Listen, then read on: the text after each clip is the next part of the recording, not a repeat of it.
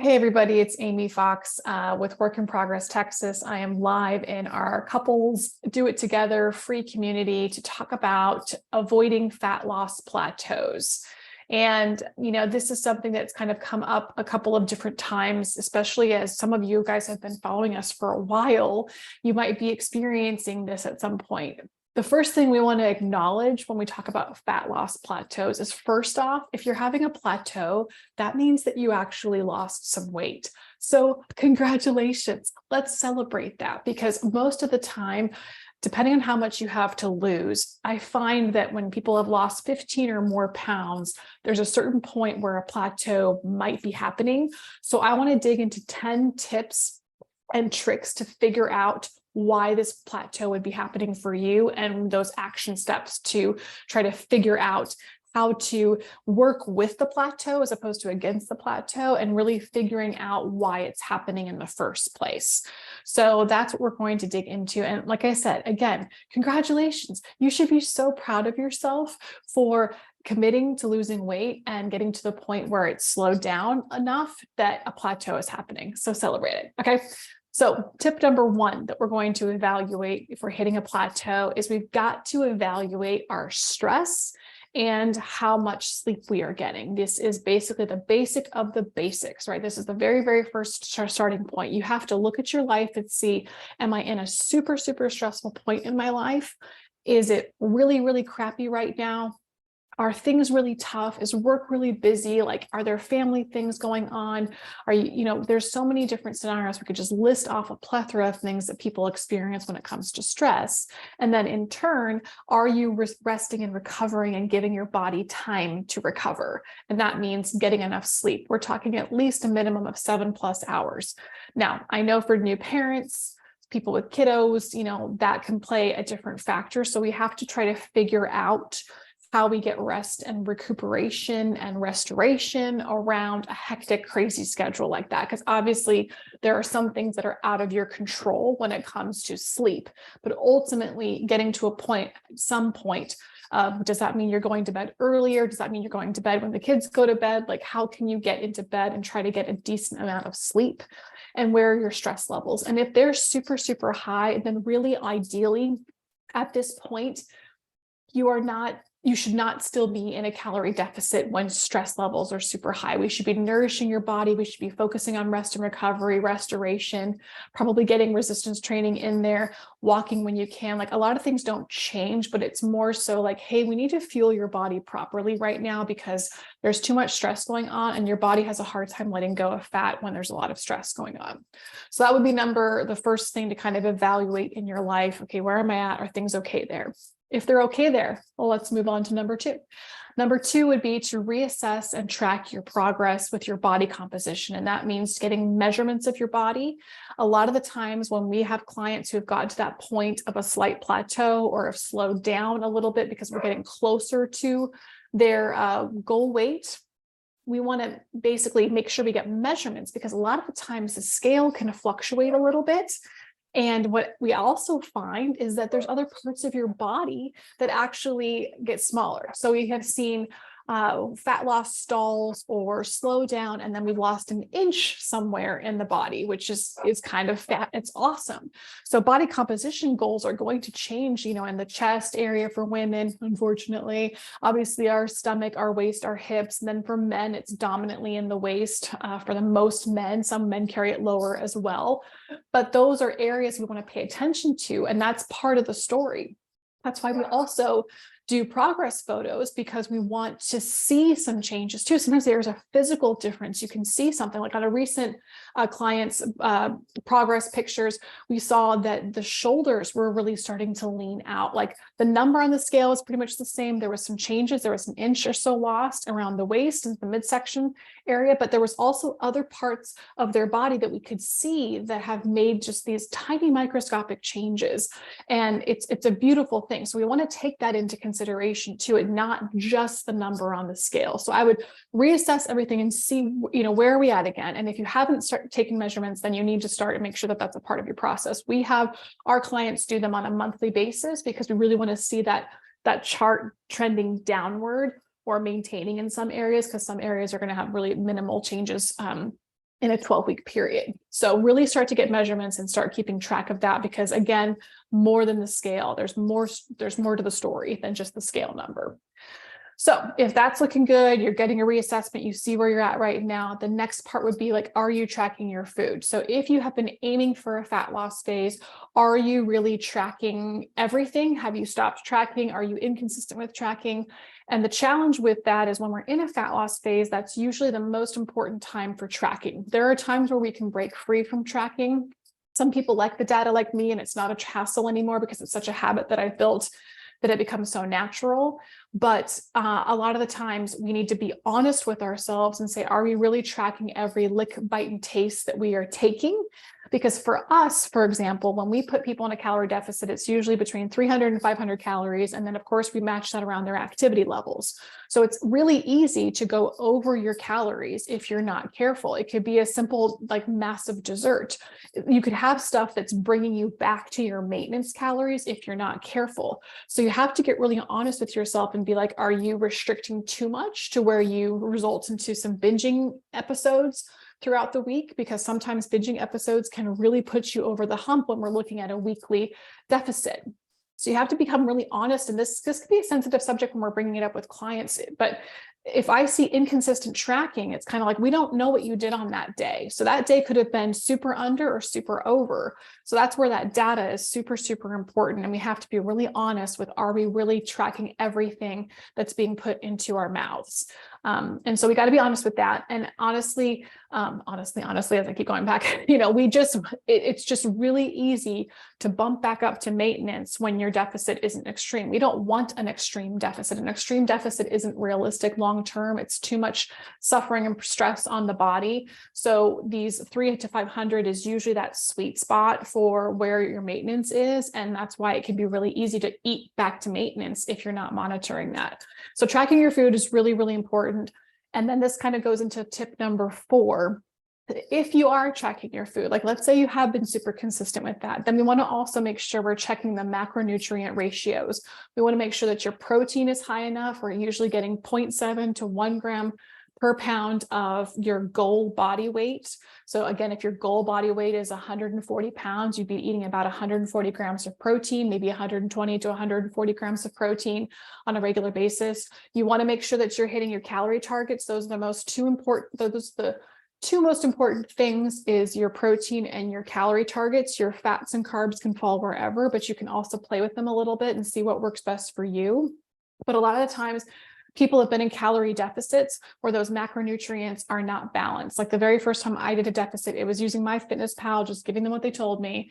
I was significantly under eating protein. I was only focused on the calories. I wasn't really focused on the macronutrient split. So we want to make sure that split is healthy for body composition, and that will be the protein target for sure. The next thing is if all those things are in line, we're in our deficit, we're tracking our food, our stress management's good, we've got our reassessment of our progress. The next part would be, this is where I would increase some physical activity. So this is where we would maybe see where the step goal is averaging. And a lot of the times you can see the step goals as like about 5,000 steps a day is very light to minimal activity. 5 to 8,000 would be more light activity, 8 to 10,000 would be active, and then 10, maybe 12,000 and above would be considered very active. And that's kind of how you get a range of where you're at in your steps. And also kind of if you are doing a calculation for your calories and macros, those are the kinds of the indicators. Your step goal is really something that helps to see what your average activity levels are.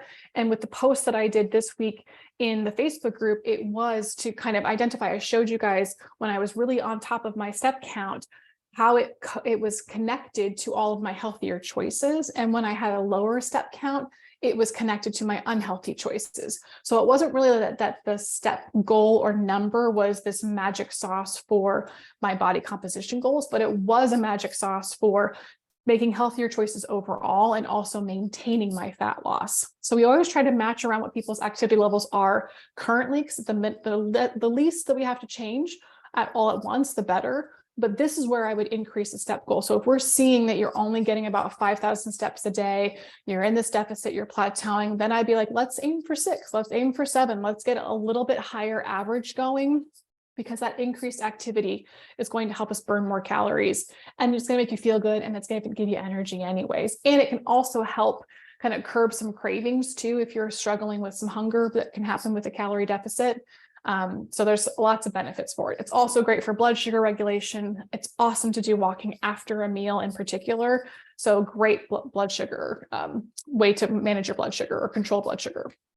The next tip, number 6, is something kind of similar to tracking or calories or macros, but calorie cycling. This is something you could take into consideration because we're trying to kind of change things up, because your body adapts to things. If you do things consistently on a regular basis, your body gets really efficient at it. So if you're doing the same cardio moves, the same workouts, the same food, the same routine all of the time, your body just gets really smart and efficient.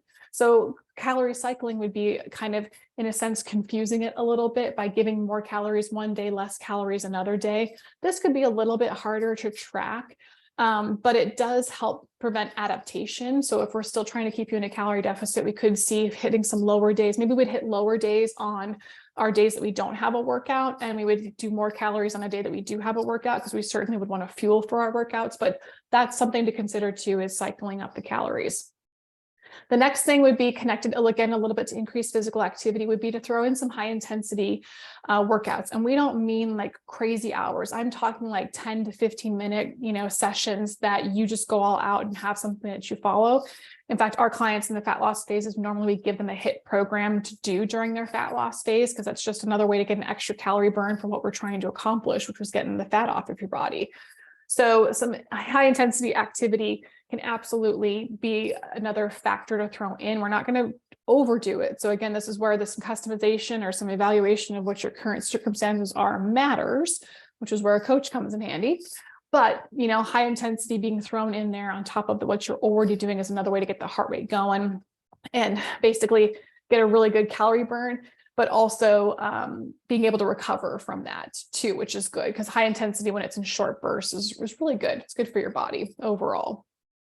The next thing would be, if you're doing all of this stuff and you haven't incorporated a weight training program and periodizing your training, then that is another step. And that's actually a step that would be for longevity, long-term, which is going to kind of come into tip number 10. But periodizing your training means that you are not doing the same thing over and over and over again. You're actually rotating between phases of workouts. So when we program somebody, when David programs somebody, he's putting them in phases for a couple of weeks. So a couple of weeks, they've got a certain volume and rep range that they're going through. And then that switches to a new phase that changes it up a little bit. And then I might switch to another phase where it does unilateral training. So it's kind of like tricking the muscles and working different muscles and different fibers at different intervals and different phases.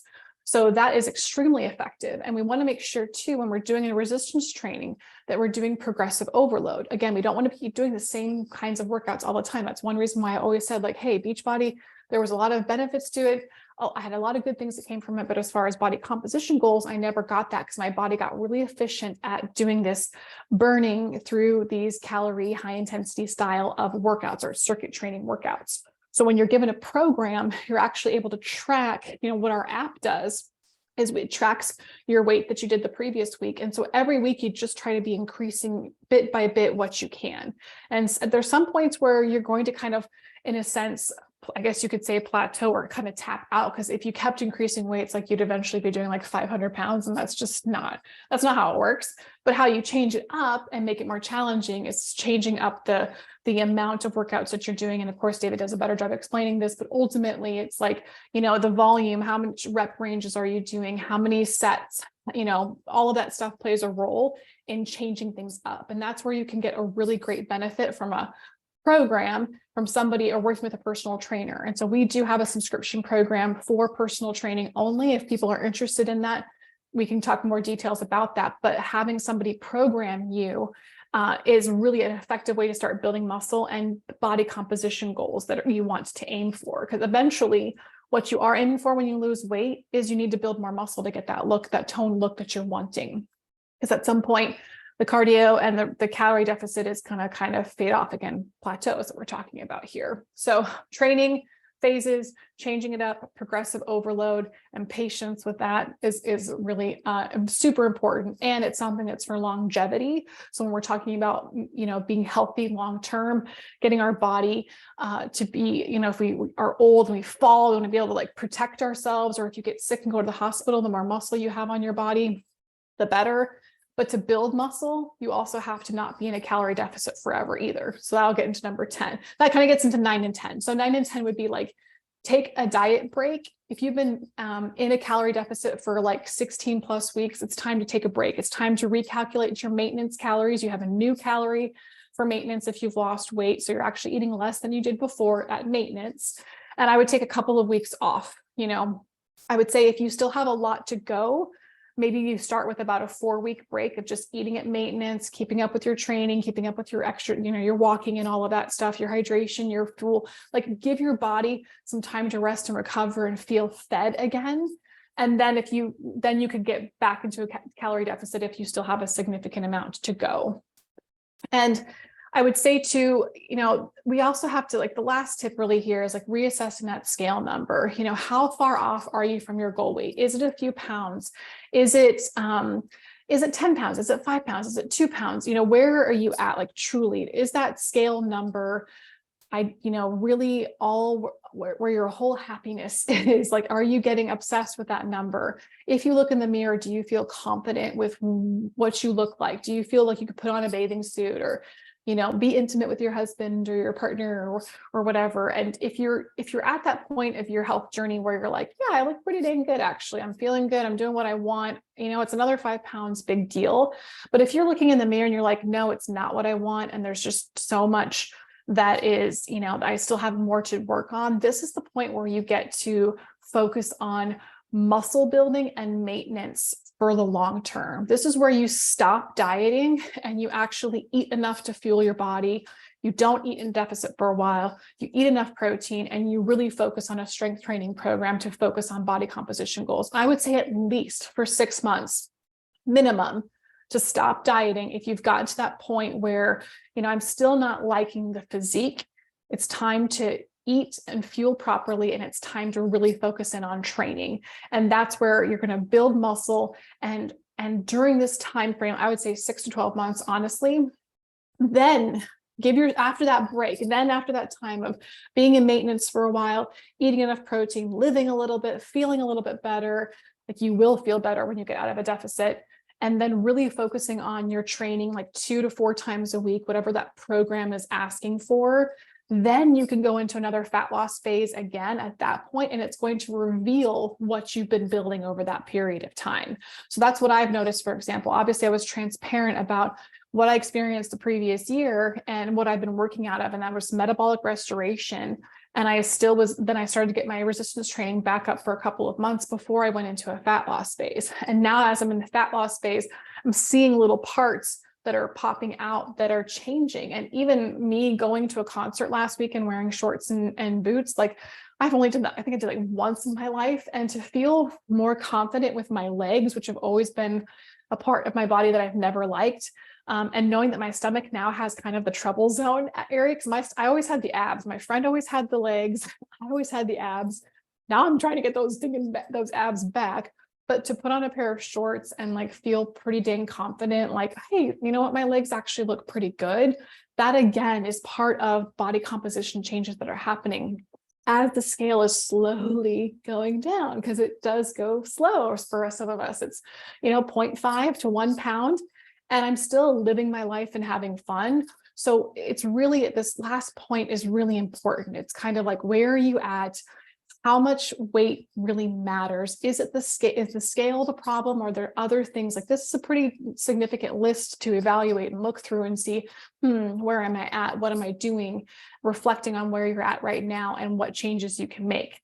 Because we're not meant to be in a diet forever. We're meant to have it for a period of time, get in and get out, work on restoration and building your muscle, and then get back to fat loss phases when it makes sense. Even some of the leanest, fittest people I see still have fat loss phases that they go through depending on what they're doing. So a lot of the times, if there's a wedding coming up or a party or a vacation or something specific, you'll see people who are super fit going into that fat loss phase to lean out a little bit for this event that they're getting ready for. So it doesn't ever, like, it's not that you'll never be in a deficit again, depending on what your goals are, but truly we were not meant to live in a deficit. So I hope this list was helpful to kind of work through. I'll make sure to, I think I'll probably actually put it in a PDF style, just as something as a checklist to kind of go through for everybody, so you guys can kind of figure out like what is applicable to me. And if there's still struggles with that, maybe it's time to have a consultation and talk about it and get a coach and get some help. But I really, truly believe like these are all of the things that you want to look at when you're at a plateau and figure out how to get out of it, how to take a break, what's going on in your life, where are you at, body measurements, etc. And you are going to continue to build to the dream body that you're excited for. So I will be sure to include this in maybe the comments or anything else that you have access to. You can email us if you have any questions. Find us on Instagram at Couples Do It Together. And I really appreciate you watching and hanging out with me for a little bit as we talk about this stuff, and enjoy the rest of your evening or day whenever you're watching this.